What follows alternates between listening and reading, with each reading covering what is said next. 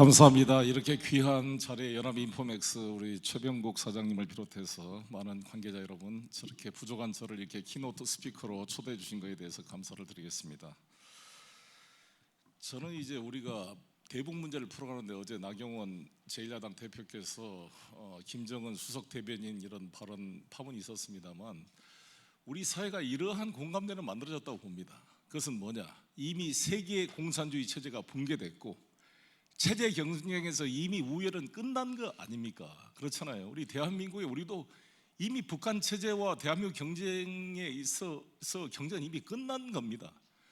단지 북을 어떻게 개혁 개방으로 유도하느냐의 방법론의 차이를 가지고 우리가 서로 간에 장단점을 가지고 경합한다는 공감대를 가져야지. 문재인 대통령이 간첩입니까? 공산당입니까? 송영길이 간첩입니까? 저는 학생운동 때부터 주체사상과 싸워왔던 사람입니다.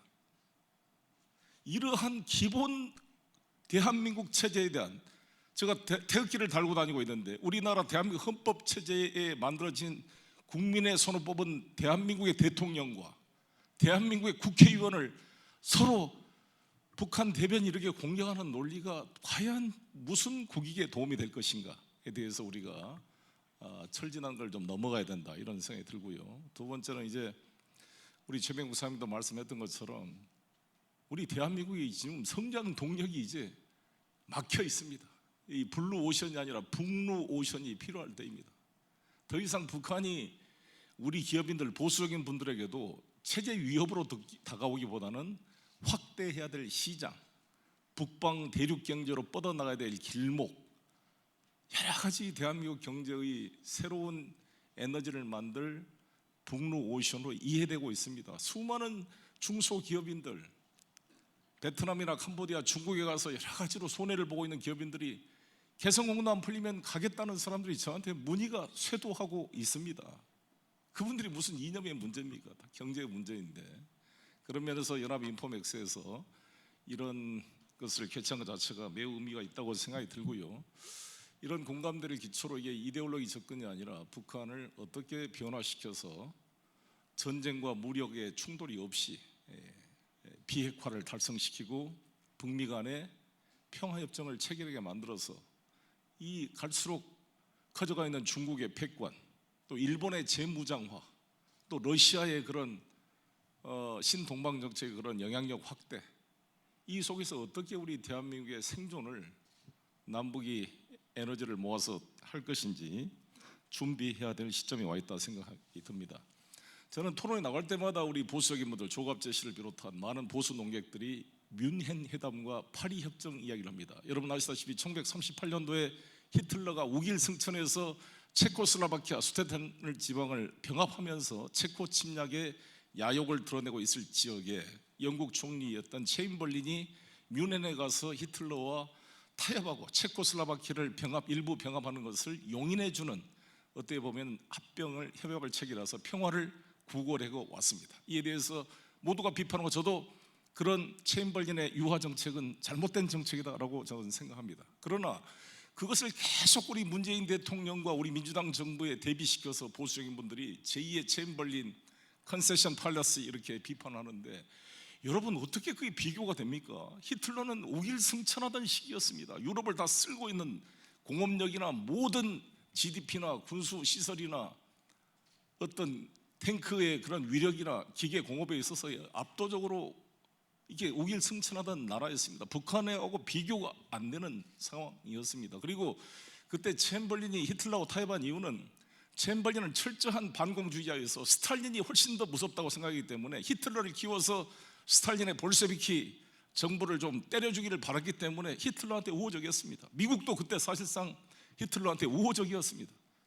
여러분, 그래서 2차 대전이 되고 있을 때 스탈린이 2천만 이상이 스탈린그라드에서 고립돼서 싸우고 있을 때 미국이 참전을 늦게 했잖아요. 여러분, 노르망디 상륙작전이 전쟁이 끝나는 1944년도에야 겨우 노르망디 상륙작전이 됐습니다. 그동안 소련은 자신의 독자적 힘으로 죽어라고 히틀러 기갑사단과 맞서 싸우면서 2,500만 이상의 압도적인 희생을 했던 것입니다.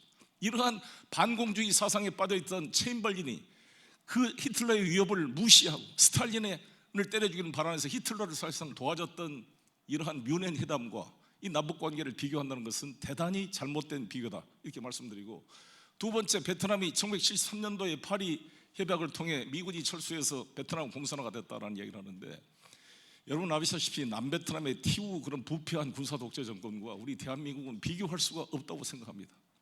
그들은 전부 프랑스 식민정부에서 군대를 나고 프랑스 육군 상학교를 졸업한 식민지 제국주의의 그런 자들이었습니다. 우리 대한민국은 우리가 이승만 대통령도 조국의 민주주의를 위해 독립을 위해 싸웠던 사람이었고, 어찌됐건 그 이후로 우리가 민주주의를 이뤄서 자랑스러운 대한민국을 만들어 왔기 때문에 남베트남의 타락한 독재정부와 대한민국을 비교할 수 없을 뿐만 아니라 그때는 다 도미노 이론으로 전부 공산주의가 우기를 승천할 때였습니다. 지금은 세계 공산주의 체제가 붕괴됐고 소비에트 연방도 해체됐고 북한이 오히려 생존을 걱정하고 있는 그런 상황인데, 이거를 거기다 대비해가지고 항상 걱정하는 것은 저는 너무나 소극적 사고라 보여지고, 오히려 우리는 남베트남을 가지고 보수 세력이 고민할 게 아니라 북을 제2의 베트남처럼 변화시켜서, 미국과 전쟁을 했던 베트남이 1995년도에 오히려 미국과 국교 정상화를 통해 사실상 미국의 동맹국으로 지금 발전하고 있고 개혁 개방으로 가고 있는 모습을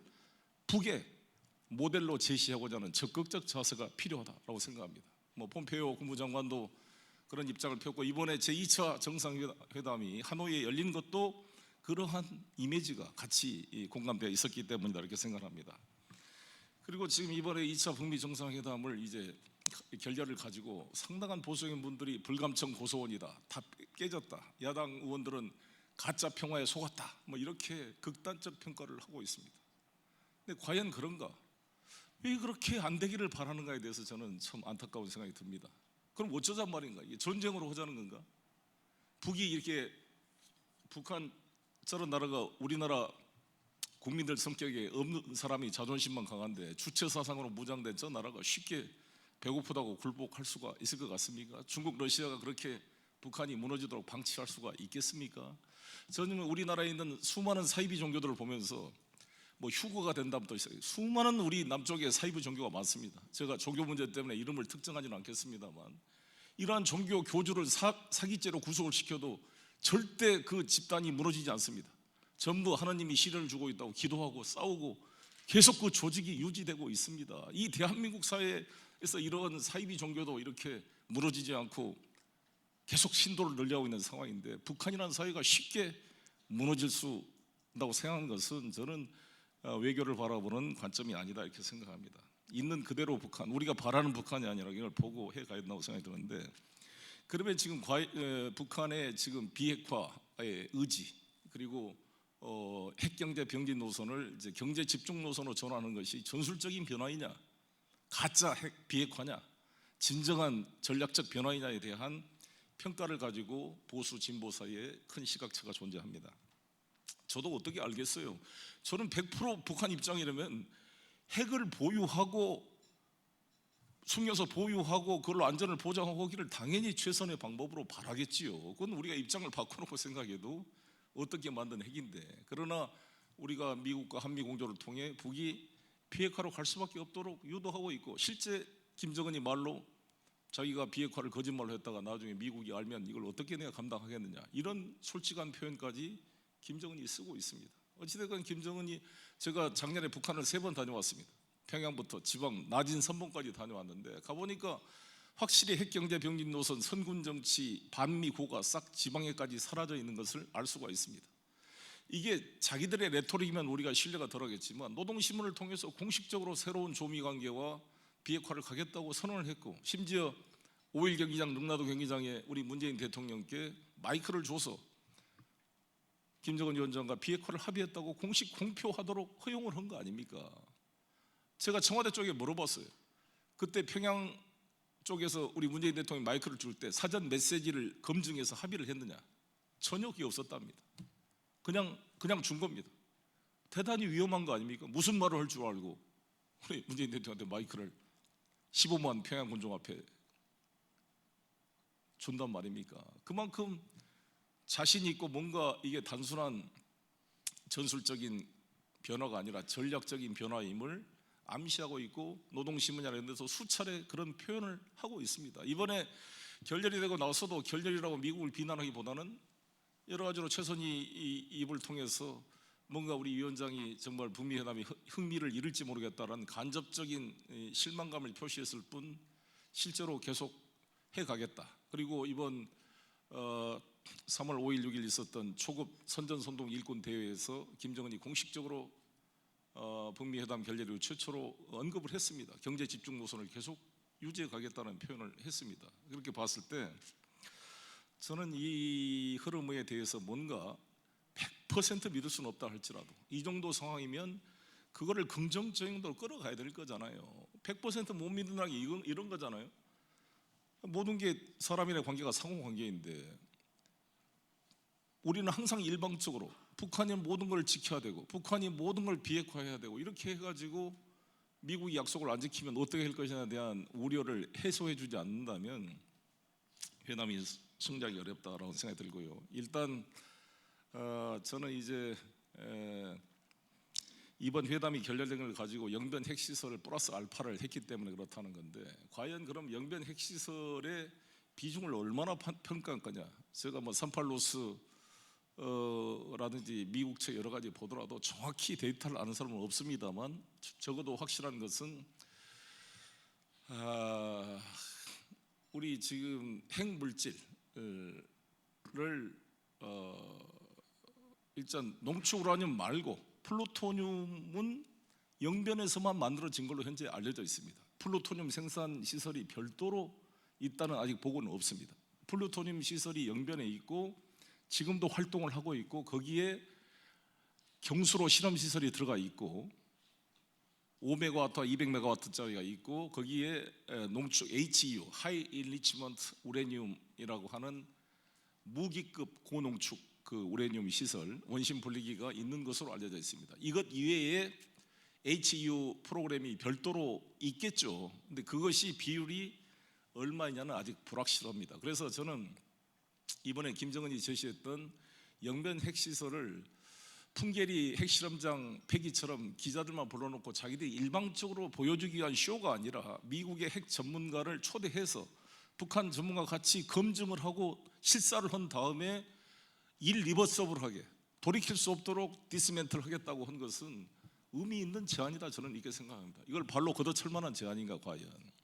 그에 대한 대가로 경제 제재 5가지를 풀어달라고 그랬는데 민생 관련 부분이다. 근데 이 경제 제재가 그렇게 이거 풀어지면 난리가 나는 거냐에 대한 저는 논란의 소지가 있다고 봅니다. 여러분 아시다시피 2006년도에 북한이 최초 핵실험한 이후로 11개의 유엔 대북 제재 결의안이 통과됐습니다. 가장 최근에 통과된 2017년 11월 29일 그 마지막 통과됐던 최후의 대북 결의안 2397호 유엔 결의안인데요.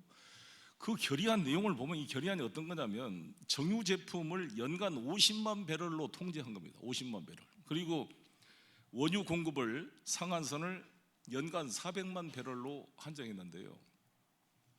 저는 이건 제재가 아니라 살인적인 행위라고 봅니다. 나는 비인도적 조치라고 나는 유엔 이 결의안을 생각합니다. 왜 그러냐? 아니 유엔이라는 조직이 이 인도적인 조직이고 휴먼 라이츠 인권을 한다고 하는 건데 우리나라가 정유 지금 정제유를 대한민국이 소비하는 게 일일 255만 배럴을 소비합니다. 우리 대한민국이. 그런데 2,400만 백성이 먹고 사는 북한 전체에 우리 대한민국이 소비하는 250만 배럴의 5분의 1에 불과한 50만 배럴 가지고 1년 동안 살아라 그러면 어떻게 살아라는 것입니까 그게? 나는 정말 이건 너무 심한 여기다 또 추가 제재를 한다고 존 볼턴 이야기했는데 그 뭐 아예 죽어라는 소리 아니냐 이렇게까지 막다른 골목으로 모르면 만약에 북한이 미사일 제품을 IS나 이란, 이라크에다가 판매를 하고 무기급 핵물질을 프롤리퍼레이션 하면 얼마나 세계 안보가 위험해지겠습니까? 북한을 위조화폐, 마약 밀매, 미사일 부품 수출, 핵 확산 이런 것에 대한 가장 큰 우려가 있으면서 정상적인 방법으로 돈을 벌 수 있게 하고 최소한 인도적 지원조차도 이렇게 옥죄이면 어떻게 하겠냐는 거죠. 유엔 보고서에 따르면 2,400만 북한 중에 약 1,000만 명이 지금 영양실조로 영양 부족으로 돼 있다고 합니다. 제가 내일 모레 월드 푸드 플랜 유엔 식량기구 대표가 제 방에 와서 만나기로 돼 있는데 다시 한번 그걸 상의를 해보려고 합니다. 전 이건 너무 심한 거다. 왜냐하면 제가 이라크 전 때 미국이 2003년 이라크를 침략할 때 저는 강력히 소위 말한 조지 W 부시의 프리엠프티 팔러시를 반대했습니다. 선제 공격 전략이라는 게 말이 되느냐. 제가 그때 후세인 정부의 초청을 받아서 제가 바그다드를 갔습니다. 2003년 3월 20일 날 미국이 이 바그다드를 공격하기 직전인 3월 10일까지 제가 바그다드에 있었습니다. 여러분, 그때 코피 아난 유엔 사무총장이 쿠웨이트를 침략한 이라크를 이코노믹 생션을 하되 최소한 거기 있는 백성들이 먹고 살아야 되니까 그 살아야 되는 이유로 오일 푸드 프로그램을 허용했습니다. 즉 석유 수출이 금지되지만 에스크로 제도로 돈을 이렇게 예치를 해가지고 음식과 이 최소한 이 식량과 기름을 물물 교환으로 바꾸는 무역을 허용해줬습니다. 이게 오일 푸드 프로그램입니다. 그게 총액이 450억 달러가 넘었다고 합니다. 물론 이게 코피 아난 사무총장의 친인척이 개입된 뇌물 독직 사건이 돼서 여러 가지 문제긴 당연히 했지만 어찌됐건 이러한 프로그램이 이라크, 쿠웨이트를 침략했던 이라크에도 적용이 됐는데 북한은 이미 핵실험도 지금 안 하고 있고 추가적인 미사일 도발도 안 하고 있는데 이렇게까지 해야 되는가에 대해서 저는 의문이 갈 뿐만 아니라 특히 작년 우리 대한민국이 800만 달러 인도적 지원을 하기로 국무회의 의결이 됐습니다. 이게 350만 달러는 유니세프, 나머지는 월드 푸드 플랜을 통해서 800만 달러를 지원하기로 되어 있고 이것은 유엔 제재 결의와 상대관이 없는 평양의 그런 어린이 산모들에게 우유를 제공하는 이런 프로그램인데 이것도 집행을 못하고 있어요. 강경화 장관, 제가 조명근 장관한테 왜 못합니까 물어봤더니 미국이 반대해서 못하고 있다는 것입니다. 그래서 미국 부대사랑 만나가지고 해리스 대사 곧 만나기로 되어 있습니다만 너무 심한 거 아니야. 유진별 재단 이번에 그 인세반 회장을 만나봤습니다. 유진별 재단이 결핵을 지금 치료하려고 결핵약도 못 들어가게 그동안 막고 있었어요. 이 결핵은 여러분 전염성이 있습니다. 결핵이라는 것을 지속적으로 치료하지 않으면 완전히 내성이 생겨가지고 복합 이제 결핵 환자가 돼서 더 치료가 어려워지고 있습니다. 그래서 저는 북한의 핵이 100만 개가 많이 있다. 그 핵이 뭐냐? 그게 결핵이다 그랬어요. 이런 기본적인 인도적 지원도 막으면서 어떻게 북한에게 핵을 포기하라고 우리가 이야기를 할 수가 있냐 이거죠. 그리고 더구나 지금 러시아, 미국이 이번에 레이카비크 회담을 통해서 고르바초프와 이 레이건 대통령이 합의했던 중단거리 미사일 제한 협정을 러시아도 무시했다고 그 이후로 트럼프 대통령이 이번에 IMF 회의에서 탈퇴하겠다고 했습니다. 자기들끼리는 중단거리 핵미사일을 경쟁하면서 어떻게 북에 대해서 핵을 포기하라고 이렇게 강요할 수가 있겠습니까? 여러 가지 저는 심각한 문제가 있다. 그리고 실제로 이제 이런 표현을 합니다. 북이 더 이상 작년 2017년 11월 달에 화성 15 발사 이후로 이제 발사를 하고 있지 않기 때문에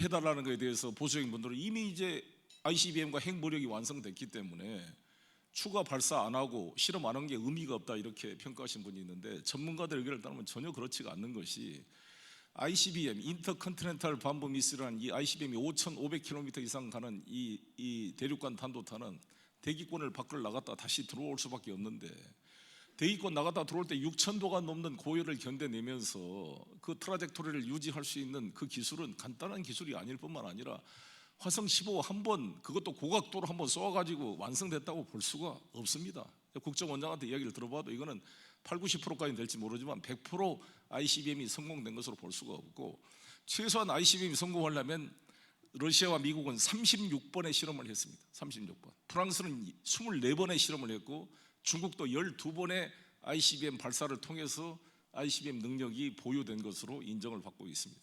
저는 화성 15 한 번 고각도 쏜 거 가지고 절대 북한의 ICBM 기술이 완성되어 있다고 생각하지 않습니다. 그렇기 때문에 추가로 핵실험을 하지 않는 것은 대단한 의미가 있다. 이건 38로스도 그렇게 저희 견해와 같이 주장하고 있습니다. 따라서 이미 핵이 완성됐기 때문에 추가 ICBM 발사 이거 한 것 자체가 의미가 없다라고 하는 것은 대단히 비전문가적인 견해다라고 생각합니다. 그리고 핵이라는 게 ICBM이라는 운반 수단이 없으면 무슨 무기가 되겠습니까? 그래서 저는 트럼프 대통령이 말씀한 대로 지금 북이 추가로 2017년 그때 말 이후로 지금 추가로 핵실험을 하지 않고 있고 미사일 도발을 하지 않고 있는 것은 대단히 큰 발전이고 진전입니다. 이거를 그런데 아무 대가 없이 그렇게 지금 하고 있는 거잖아요. 물론 대가가 이제 한미 합동훈련에 그런 규모의 축소로 되어 있습니다만 지금의 이제 을지미 프리미엄 가드 훈련이라든지 여러 가지 포이글 뭐 이런 한미 합동훈련에 대해서 한미 뭐 합동훈련 뭐 이렇게 다 이야기를 합니다만 지금 북한이 무슨 러시아하고 합동훈련 합니까? 북한이 중국이랑 무슨 합동 군사훈련을 하고 있습니까? 왜 저는 우리 대한민국이 경제 규모가 40배가 넘고 우리가 있는 현무 미사일부터 시작해서 우리가 35A가 이번에 40대가 들어옵니다. 이미 한 5-6대가 들어와 있습니다. 이 4세대 전투기인 F-35A는 스텔스 기능을 가지고 있을 뿐만 아니라 북한의 오래된 미그 21 이런 비행기는 저는 100대1로 붙어도 공중전에 이기는 것으로 알려져 있습니다. 북한의 비행기 한 900대 된다는데 다 낡은 비행기일 뿐만 아니라 4세대급 비행기가 없습니다. 그리고 이 비행기가 전투력을 유지하려면 최소한 전투 비행을 120시간을 해야 되는데 북한은 항공유가 다 통제되어 있어가지고 12시간밖에 못 한답니다. 1년에 비행 훈련을. 무슨 게 무기로서 기능을 하겠습니까? 저는 주한미군이 없더라도 우리 대한민국 군대로 북한의 침략에는 저는 단호하게 분쇄할 수 있다고 생각합니다. 저부터 총을 들고 나가 싸우겠습니다. 제 아들과 함께.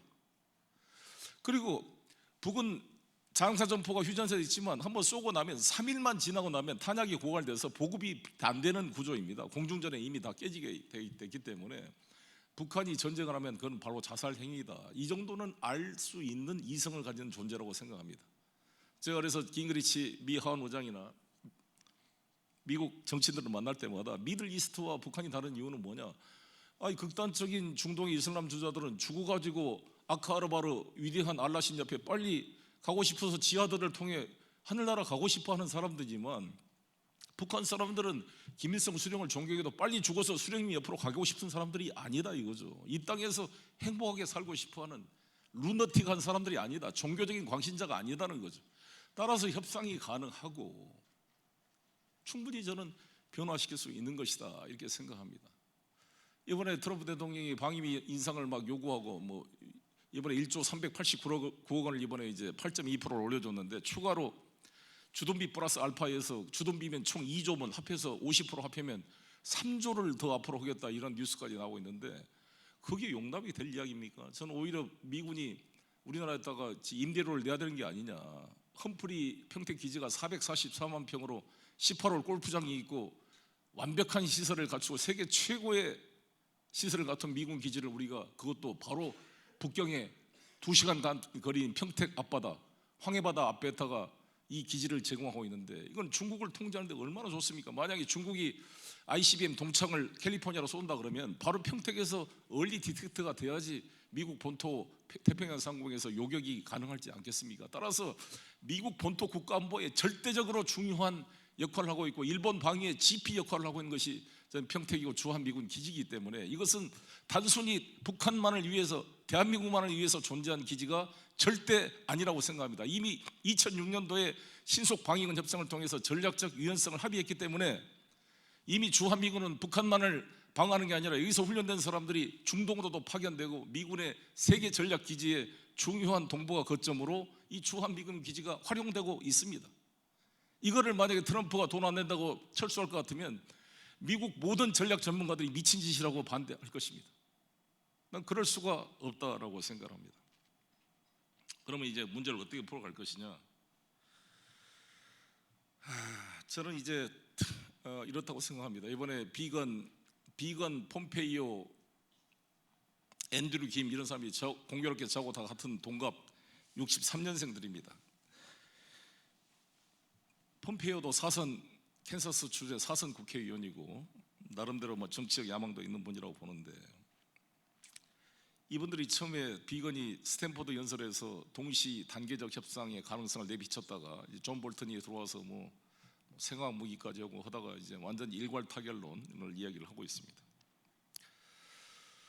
저는 이 문제를 이렇게 풀었으면 좋겠다는 생각이 듭니다.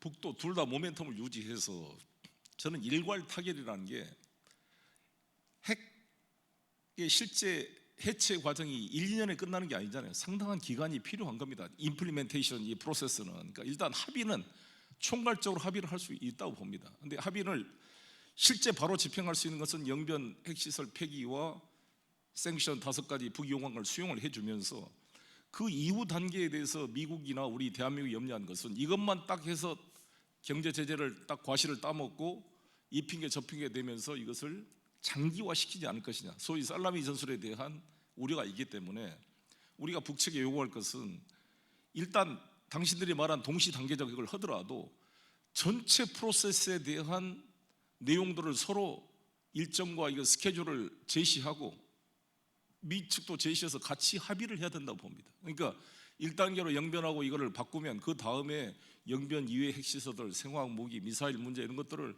쭉쭉쭉 타임테이블을 만들어서 언제까지 해서 완전한 돌이킬 수 없는 비핵화를 하겠다고 이게 프로그램을 일정표를 제시해 주면 미국은 거기에 맞춰서 생션을 언제까지 풀고 남북 연락사무소 설치하고 종전선언, 나중에 평화협정 이게 쭉쭉 해서 그 스케줄을 같이 맞춰서 합의를 하면 일단 전체적 그림이 완성돼서 원샷으로 합의가 될 수가 있고, 집행 과정은 어차피 9.19 비핵 합의처럼 행동 대 행동으로 갈 수밖에 없지 않느냐, 이렇게 저는 생각을 합니다. 그래서 이번에 저는 문재인 대통령께서 개성공단과 금강산 건강 문제를 미국 간에 협의하겠다는 것은 저는 의미가 있는 것이다 라고 생각합니다. 그걸 가지고 당장 그걸 하겠다는 게 아니라 한미 간의 협상을 통해서 그것을 우리 대통령, 문재인 대통령한테 미국 측에서 조건부로 레버리지를 주면 그 레버리지를 가지고 김정은 대북 특사를 보내서 김정은 위원장과 이 추가적인 미국 요구하는 영변 위에 플러스 알파 문제에 대한 프로세스에 대한